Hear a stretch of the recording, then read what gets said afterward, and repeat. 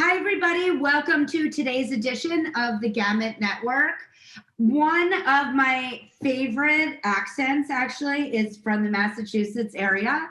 And I hope that you hear it from this amazing guest today, who I just love that the GAMUT Network really shows that people with disabilities are in every age bracket, every stage of life. We're everywhere. So this guest today, Lori Ann, really shows exactly that. So Lori Ann, welcome to the show.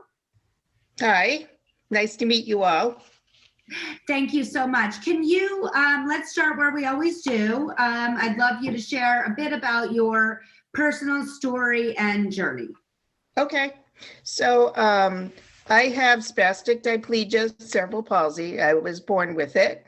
Throughout my life, I've run the gamut from when I was a child. I wore leg braces and had crutches. Then I grew out of that and I had no assistance for quite a while. Then as I got older, I went back to crutches and sometimes I use a walker. I'm 59 years old. So I am retired now. I live alone with my cat. And I have picked up some new hobbies and interests to keep myself busy because that is the key to staying healthy. Absolutely. So let's go back to when you were a child in school age.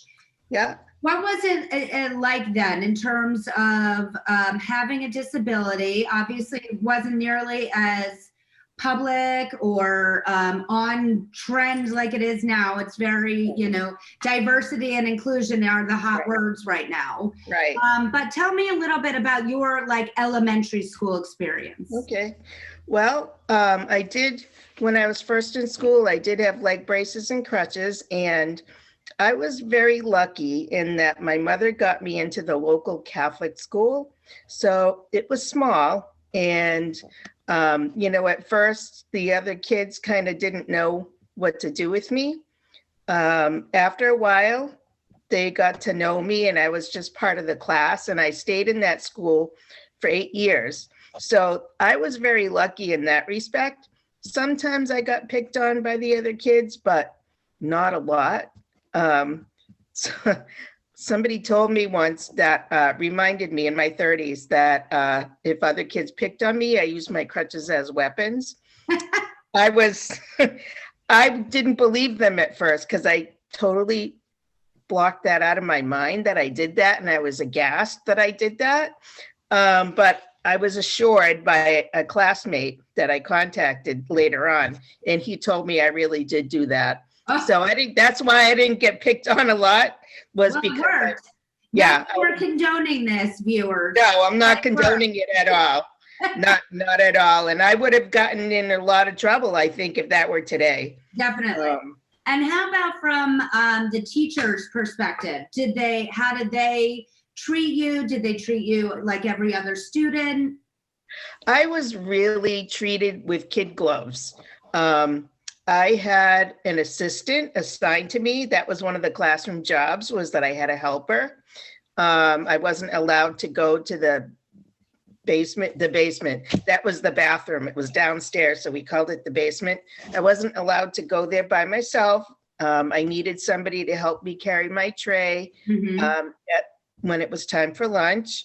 Or other times, kids would just go get my crutches for me when I was getting up, things like that. It was a popular job, I think, because, yes, it involved getting out of class sometimes. So that kind of made me feel set apart, and I didn't like it very much to have a helper. I also think privately behind my back, I had nuns, used me as an example of Christian kindness, that you have to be kind to people that aren't like you and to be helpful. And I was in the hospital a lot, and my classmates would write me homemade cards, and I still have them in a box, and some of them are really cute and funny, especially looking back at my friends.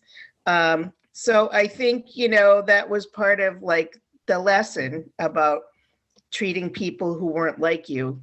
So I was I have to say, I was very lucky in that respect. It would have been a lot different if I had gone to the public school. Yeah, I'm happy to hear that. I mean, I don't often hear those type of stories on the show. Yeah.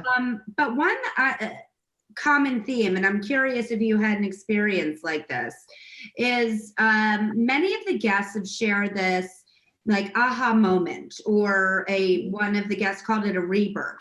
That it was the moment in their life where they had an acceptance of who they were or of their disability, in that they spent so much time fighting it that they didn't want this in their life, or they didn't want this body. And I actually experienced this. I am experiencing this right now with my own son, that he is 16 and really is very much like, I don't want this. I actually hate this. And, you know, I can't wait for that, hopefully that rebirth, that moment. Did you have something like that? Oh my gosh, I did. Not until I was in my 40s, though. I did fight it a lot, and hated being disabled, hated myself. To be honest with you, I came to a place of acceptance through being in a 12-step program, that there was a big emphasis on accepting your life as it is.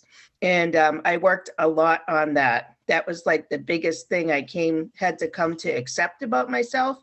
But once I did, my life completely changed. My outlook completely changed about life and about myself. And this is the happiest I've ever been. I love being in my 50s. I do, because, you know, I am who I am. You know, I can't change that. And if other people don't like it or are uncomfortable, that's not my problem. Right. It's theirs. But yeah, there's so much more acceptance and diversity out there, so much more emphasis. I still get frustrated sometimes because I feel like out of all the minorities in the community, disabled people are the least well-known and acknowledged.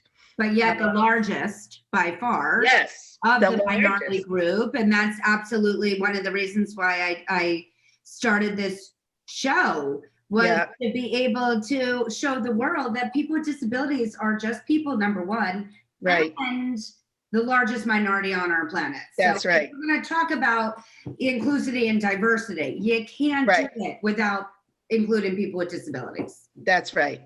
But in public, when you hear people talking about minorities, say famous people like radio show announcers or politicians or whatever, talk about disadvantaged people in the community and minorities, they forget about the disabled community.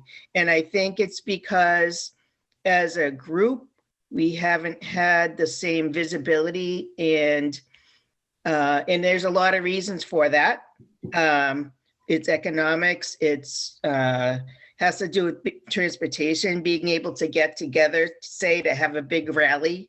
The biggest thing that I remember was in 1999, the crawl up the Capitol steps. Are you familiar with that? I'm not. Can you share about that? Oh, you need to look that up. There's videos of it.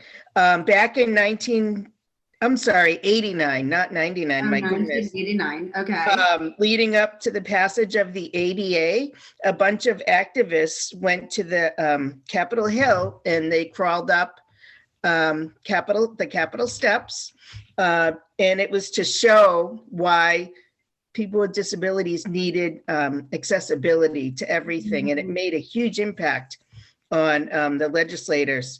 Especially, there was one little girl, she was, I don't know, 8 years old at the time, and they stuck a microphone in her face and she said, "I'll take all night if I have to," you know. Wow. And she was I am crawling. definitely gonna look that up, and I hope everybody else does as well. That's incredibly powerful. Very. So you also, about, I believe 15 years ago, wrote a book called That Teacher Uses Crutches. Can you tell us a little bit about what inspired you to write the book? And then maybe you can share a little bit from the book with us. Okay.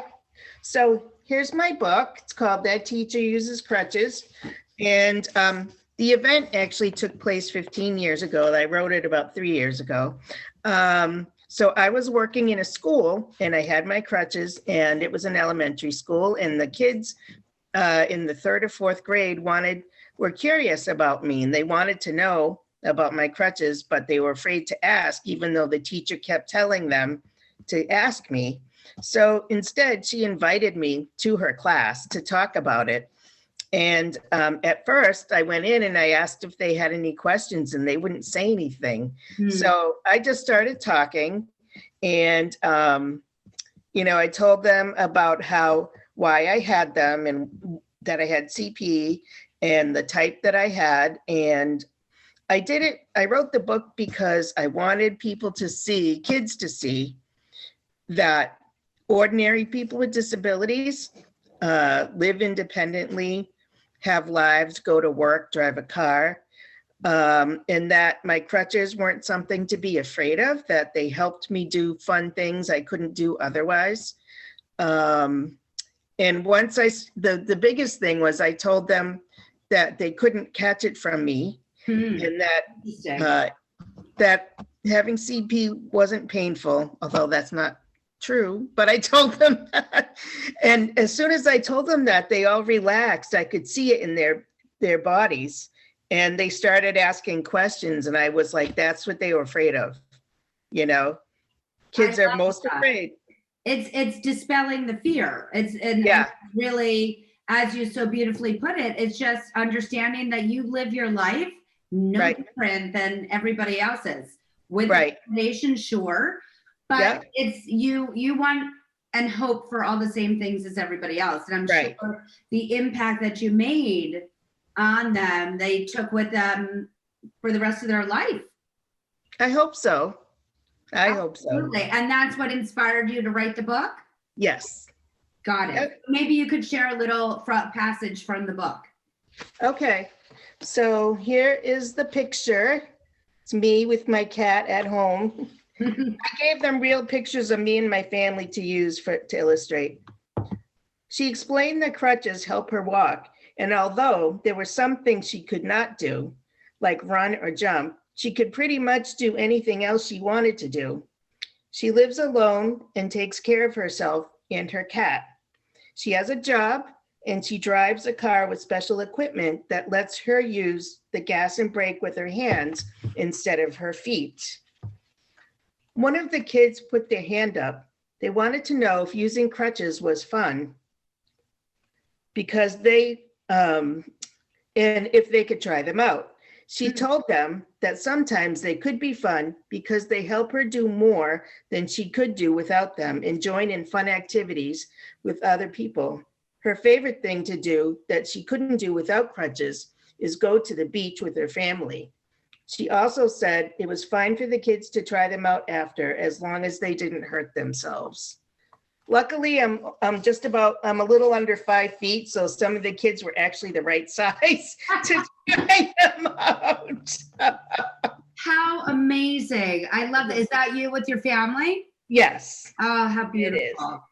How beautiful. I love it. That's such an important message. And where can people purchase the book? Okay, so it's on Amazon. It's also on Archway Publishing in their bookstore.